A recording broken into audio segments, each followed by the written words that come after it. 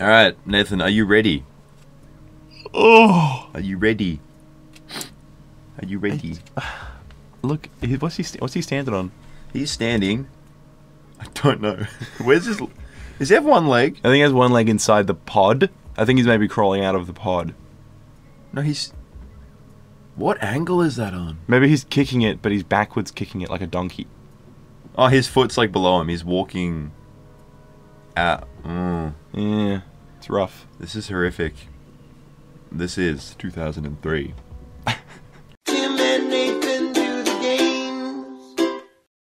So this is Notrium, one of my favorite games growing up. It was very formative in my life. It came out in 2003 by this dude, Vil Monkonen. And from this date forward, Jim's obsession with roguelikes was formed. With permadeath and survival mechanics. And this came out like, fucking like, what, 9 years before DayZ and all that bullshit? And all that, like, everything has to be zombie survival. A lot more than that. Would have been like 10 years. Yeah. A good 10 to 11 years. But yeah, the latest patch came out in 2005. Right. And there's a bunch of mods and they're all really good. And it's really well just put together game. And this was from the era where games... You didn't release a shitty indie game to try and launch your startup. You just released a shitty indie game... Because you were a shitty indie. Yeah. This is OG. Not that... You know what I mean? Like, they were just free. Making games was a hobby, not a business at this point. It still exists. This is when click and play was really big. It's so still like, that area of the world still exists. It's just it's drowned out by all the successful indies. Yeah. Yeah, which is a bit unfortunate. This is before mobile games as well. Yes. This is before it's goddamn anything. smartphones. Yeah. Before fucking we had presidents and. I used a payphone in 2003. Oh my god. I genuinely used one to call home sometimes because I didn't have a phone. Because that's why would a... That's fucked up. Yeah. Actually, I was pretty late to the game as far as getting a phone. Anyway, let's get in. Let's hop right in. Let's get in a new game. So you've already done the tutorial. It taught you some things. You can choose your race, which is interesting. Alright, so notice you'll like the game difficulty slider. It's really unique. So in easy, you don't have to manage your body temperature. Small food and battery usage. You don't get hungry and batteries don't go down that quick. Yeah. Good for play, except to restart a few times you never played before. Yep. And then hard. What does hard do? Hard is just more aggressive monsters. Okay. Okay. And enemies will kill you. So they're different. Will kill the dick off you. Anyway, there are 4 races. Human, which we're going to play. Normal body temperature, bad stuff. Yep. Fair enough. Alien. You can play as an alien. That alien, which is pretty fucked up. And aliens got like...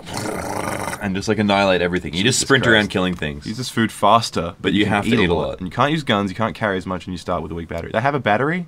Okay. Everyone has a battery. Cool. As in like just like an energy pack that you power your, torch with. Yeah. There's androids. They don't eat food, but they always drain energy. Look at that face.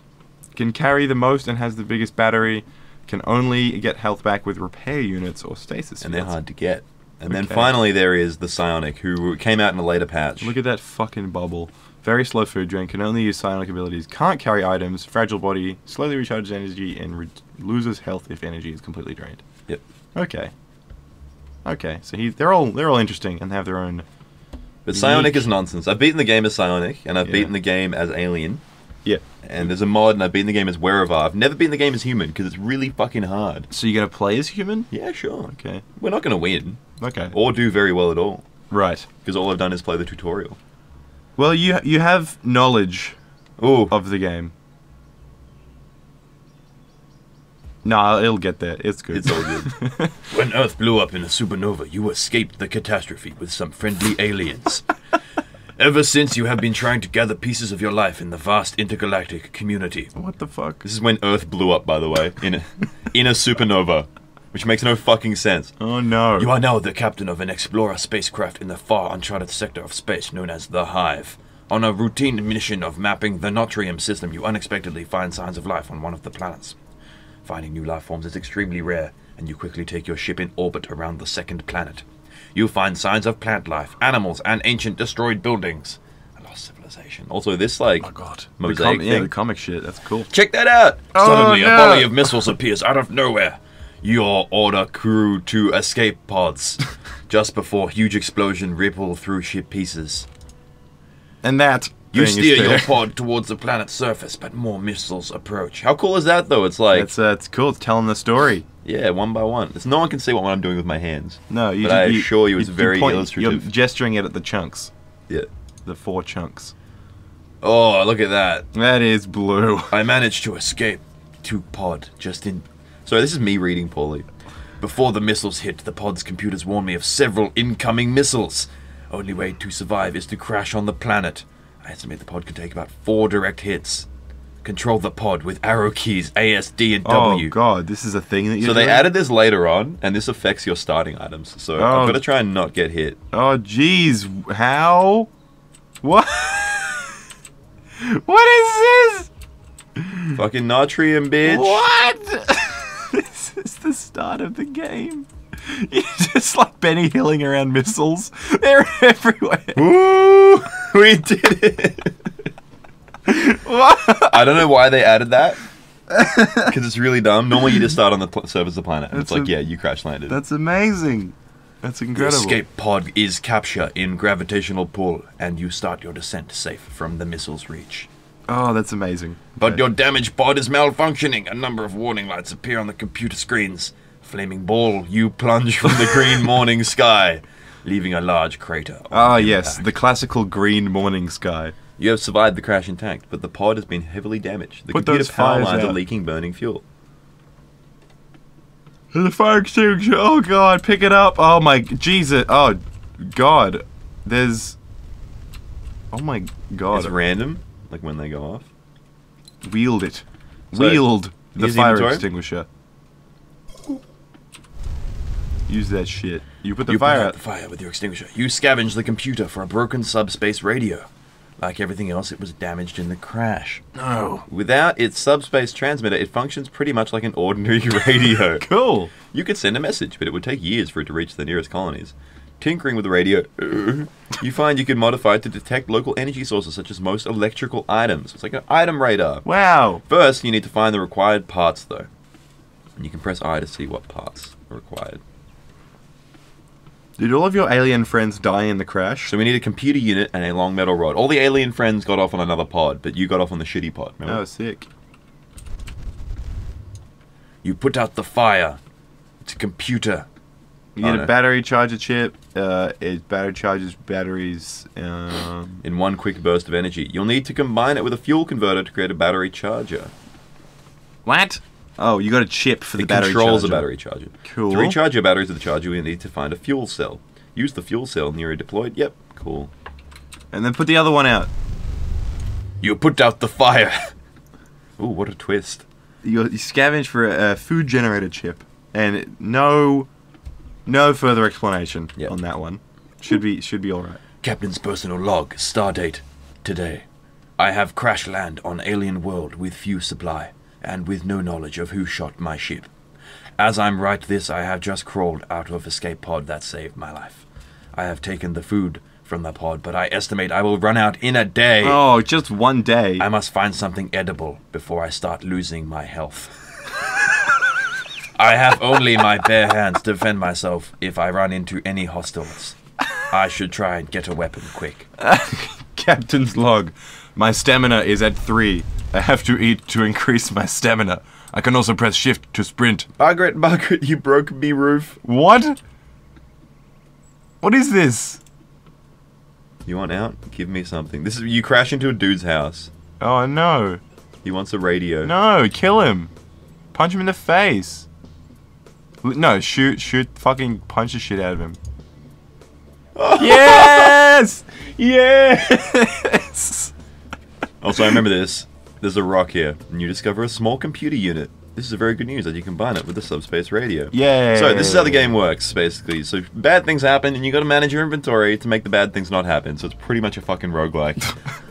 So we've got a computer unit, and we've got a goddamn radio. Radio. Bang!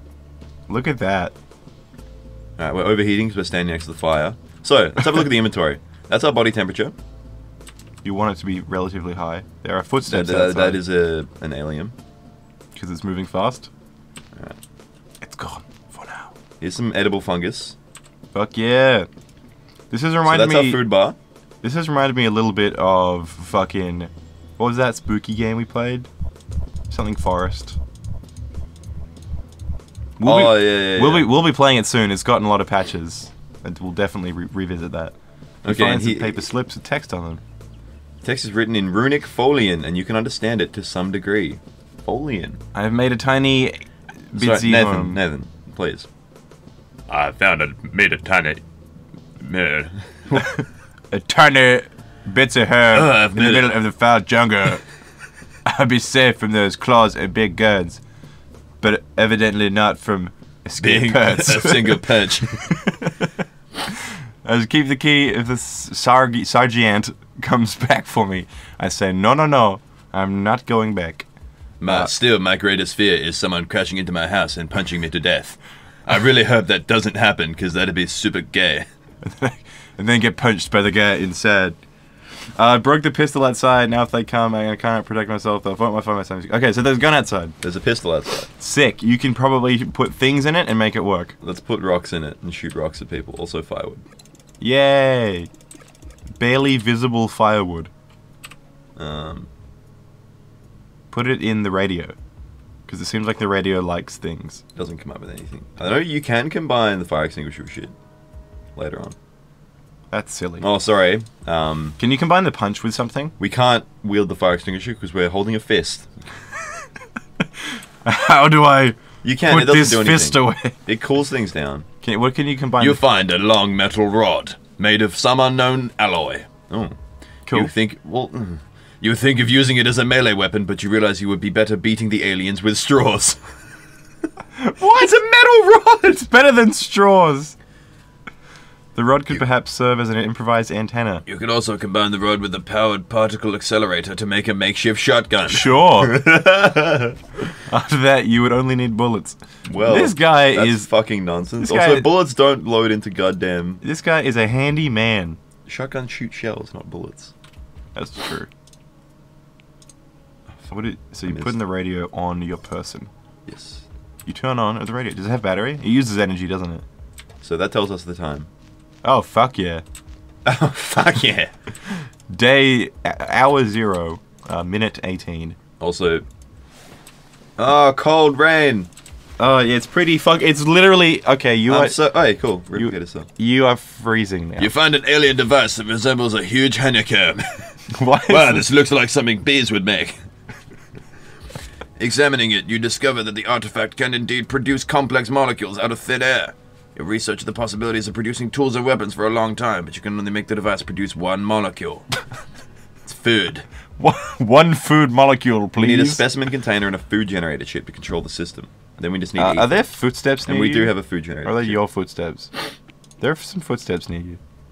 I feel like that's bad. Those are ours, Nathan. You sure? They go up.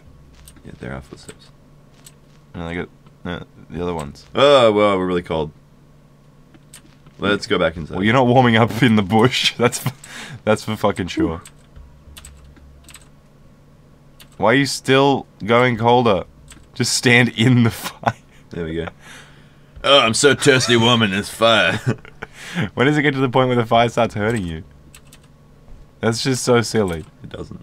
So the fire doesn't innately hurt you. It's just when you get too hot. Yeah. You start getting hurt. Okay, that's very stupid. You are literally standing in a fire. Cold rain! Seek cover. I hope it doesn't cool me down, my fire. Is it gonna put the fires out?